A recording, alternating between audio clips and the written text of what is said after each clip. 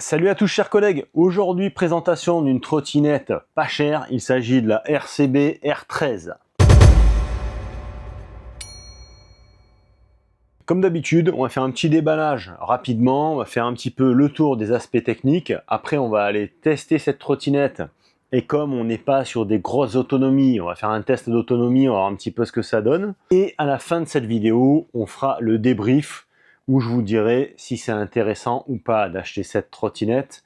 Les amis, c'est parti pour le déballage. L'emballage est tout à fait sommaire, hein, tu vois, on est bien calé, hein, cela dit, dans le carton avec des particules.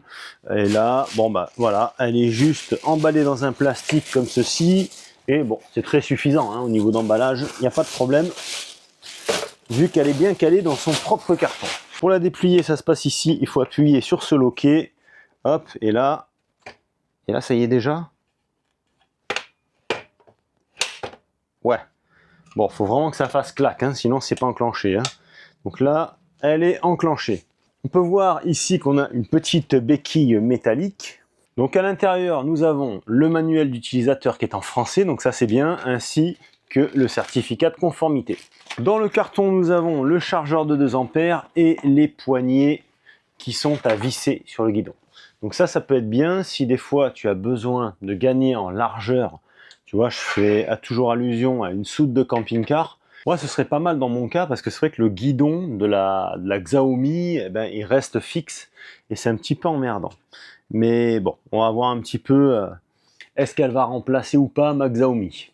Au niveau du guidon, donc tu as les poignées, tu peux pas te tromper, il y a un petit scotch dessus et ça se visse dans le même sens pour les deux. C'est-à-dire que là, tu tournes comme ça et là, comme ça. Hop, voilà. Alors tu l'auras deviné, mais la colonne est réglable en hauteur. Hein. Donc là, on est au maxi. On va la mettre au maxi pour moi. Donc c'est vrai qu'au premier abord, ce qui frappe, c'est son poids. Là, on est sur une trottinette de 12 kg 100. Donc c'est vrai que c'est quand même relativement léger. Il y a une raison à tout cela. Hein. Déjà, il n'y a pas de frein à disque. Tu as un frein électronique. Alors bon, on va voir ce que ça donne à l'usage. Je t'avouerai que je ne connais pas du tout ce système. Et je suis pas ultra fan déjà au premier abord de ce système de freinage. Donc on verra ça à l'usage. La jante avant, c'est du plastique. Après on est sur des pneus pleins ajourés, donc on n'est pas sur des pneus pneumatiques. À voir aussi au niveau confort, si on n'en pâtit pas trop avec ce genre de pneus. La batterie, on est sur du 6,5 ampères, donc c'est très faible, hein, 6,5 ampères. L'autonomie fabricant est annoncée à 20 km.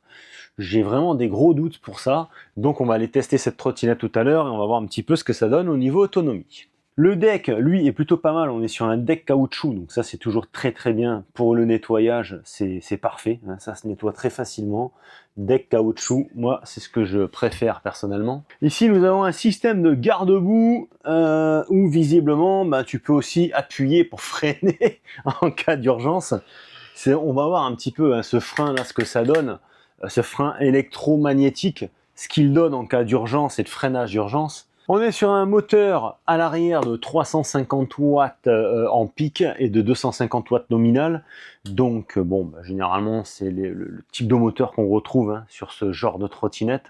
Vitesse annoncée 25 km/h, on va voir aussi si ça tient ses promesses et comment ça se comporte dans les côtes ou dans les faux plats. L'amortisseur à l'avant, ça sert à rien. Hein. En fait, ce qui se passe, c'est que vous avez tout simplement un ressort métallique à l'avant. Hein. Donc là, l'amortissement est très saccadé hein, sur l'avant. C'est vraiment pas terrible. Niveau éclairage du phare, tu seras pas ébloui. Hein. Là, on a 4 petites LED. Franchement, ça éclaire que dalle. Je pense que ça éclaire autant qu'un smartphone lorsque tu mets la lampe, tu sais. Vraiment là l'éclairage m'a l'air assez bidon et en plus il est orienté, je pense qu'il éclaire plus le ciel qu'autre chose. Alors ça c'est vraiment pour être vu, hein. C'est vraiment pas pour voir, hein. Tu verras que dalle avec ça et c'est peut-être un petit peu compliqué aussi de rajouter un phare puisque le guidon étant déjà pas mal occupé, tu n'as pas la possibilité de mettre un support téléphone ou de mettre une lampe annexe. Alors à voir peut-être pour mettre une deuxième lampe en bas, mais bon là on n'y voit pas grand chose. Ensuite tu as l'éclairage arrière et lorsque tu utilises le frein régénératif, ça clignote. Bon les amis, je pense avoir fait le tour de la présentation de cette trottinette. Je m'équipe et on va sur la route. On va aller tester le monstre et ensuite on se posera pour faire un petit débrief. Alors, bon, ça accélère bien. Alors, en fait, il faut faire un appui long ici pour régler la puissance. Allez. Donc là, apparemment, je suis en full. Donc, on va voir à combien on arrive. Là, je suis à 23,2, 24, 25 km/h. Ok. Bon, il y a un régulateur de vitesse qu'on peut désactiver en mettant un coup de gâchette. Ouais. Bon, sans grande surprise, hein, le frein régénératif, là, on peut même pas appeler ça un frein, c'est un ralentisseur. Hein. Tu vois le temps que ça met pour s'arrêter? Ouais, bon, j'aurais préféré quand même avoir un vrai levier avec au minimum un tambour ou un disque de frein, parce que là, franchement, tu vois, je vais m'arrêter au niveau des poubelles, là. La vache! Ah ouais, il me faut au moins 8 mètres pour m'arrêter. Ça freine pas, quoi. C'est un ralentisseur. Ouf. Par contre, ouais, le confort, c'est atroce, quoi. Il est à néant. C'est-à-dire que là, ça me fait des vibrations dans toute la colonne vertébrale. C'est comme si j'avais un marteau-piqueur dans le cou, tu vois. Ah la vache!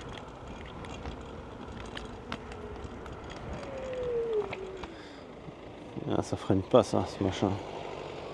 Après là, pour l'instant, ça roule plutôt pas mal. Je suis à 25 km/h. Bon, allez, tiens, hein. Bon, là, on est sur du plat. Alors, c'est déstabilisant parce que, en fait, quand tu veux freiner, tu vois, moi j'ai tendance à faire ça avec ma main. Je cherche en fait la poignée, mais il n'y en a pas.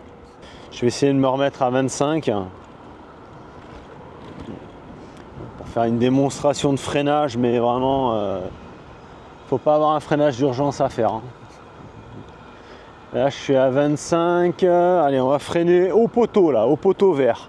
Allez, tac, je freine. Eh ben...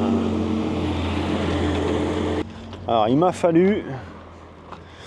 Voilà la distance qu'il m'a fallu de la trottinette au poteau vert pour m'arrêter. Donc oui, j'étais prêt à appuyer ici derrière au cas où, parce que moi, il y avait une bagnole qui arrivait, tu vois, en freinage d'urgence.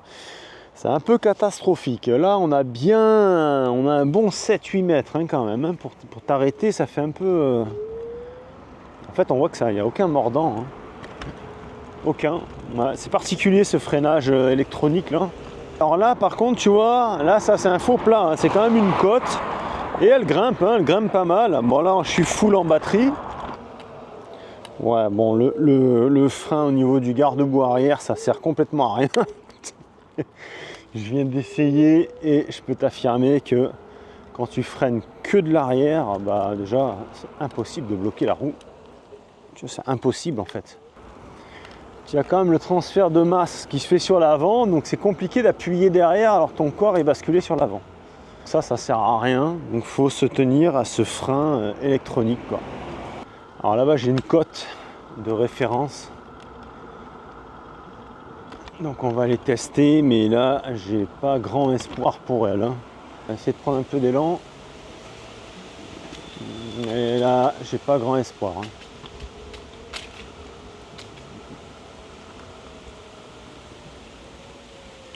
Ouais, non.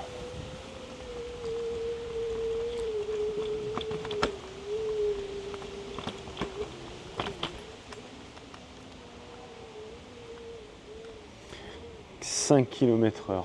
Bon, c'est mort. Jamais de la vie ça monte. Par contre, alors, je trouve que c'est super déstabilisant de devoir freiner avec un bouton rotatif comme ça, vraiment. C'est ultra déstabilisant. Ça reste quand même très raide, hein, avec ces roues rigides. J'ai perdu une barre de batterie depuis tout à l'heure. Là, je reprends la même cote. Et là, ça a du mal, hein, ça rame. Hein, ça a beaucoup moins d'énergie que tout à l'heure. Donc, en effet, l'autonomie en prend une sacrée claque. Hein. Après, je dirais que si on ne veut pas se tuer, il vaut mieux rester sur le niveau d'assistance numéro 2 qui bride à 20 km/h. Parce que dès qu'il faut prendre les freins, c'est assez compliqué. Hein. Le frein au niveau du garde-boue arrière, ça sert strictement à rien. Et le frein électronique ou électromagnétique, ça manque clairement de mordant. Donc c'est un ralentisseur qui ralentit très bien, mais on n'a pas du tout l'efficacité d'un freinage. Et ça peut être quand même assez problématique en cas de freinage d'urgence. Après, bon, la trottinette en soi fonctionne bien, hein, et j'ai rien à dire là-dessus. Mais bon, vraiment, pour aller acheter une baguette de pain, un truc comme ça, bon ok, mais il ne faudra pas lui en demander plus, hein. Bon les amis, c'est ici qu'on s'arrête pour faire le débrief sur cette RCB R13. Alors l'autonomie, c'est une catastrophe. C'est-à-dire que j'ai dû faire 4 km et une fois que tu arrives à 4 km, là, tu te retrouves avec un veau dans les mains. C'est-à-dire que je ne me suis pas trop éloigné de mon domicile parce que je pressentais un petit truc. Là, je suis en vitesse maxi, hein, je suis au niveau 3. Je vais me débarrasser de mon casque quand même, on n'en a plus besoin pour l'instant. Et je t'avouerai que là, je suis sur du plat et là, j'arrive à faire du 3-4 km/h. Enfin, je ne sais pas pourquoi, mais il y a eu une grosse chute brutale en fait de l'autonomie. À savoir que moi, je fais 83 kg. Alors, peut-être qu'en mettant un minot dessus qui fait 20 kg, voilà, peut-être que là, ça ira. Mais pour un adulte, vraiment, l'autonomie est catastrophique. Le gros avantage de cette trottinette, par contre, c'est sa légèreté et sa portabilité. Mais au-delà de ça, tu ne peux pas espérer aller bien loin avec cette trottinette. Ensuite, le freinage, c'est aussi une catastrophe. C'est-à-dire que si tu n'as pas envie de te tuer, il faut que tu te mettes en niveau de puissance 2, parce qu'avec ce système de frein électromagnétique, franchement, c'est vraiment pas sécure, hein. Là, s'il faut que tu prennes les freins, laisse tomber l'angoisse. Et le système ici au pied, c'est complètement inutile, ça ne fonctionne pas du tout. Autre point négatif, c'est son confort qui est proche du néant en fait, hein, parce que les pneus sont tellement durs.